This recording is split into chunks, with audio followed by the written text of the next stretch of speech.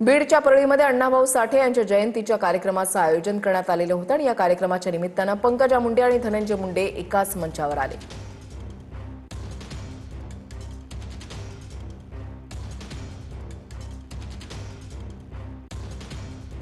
आपण सर्वांनी एकत्र आहोत हे दाखवूनच ही आग विझवण्याची गरज आहे। हमें मालूम है जर्रे को तारा कौन बनाता है।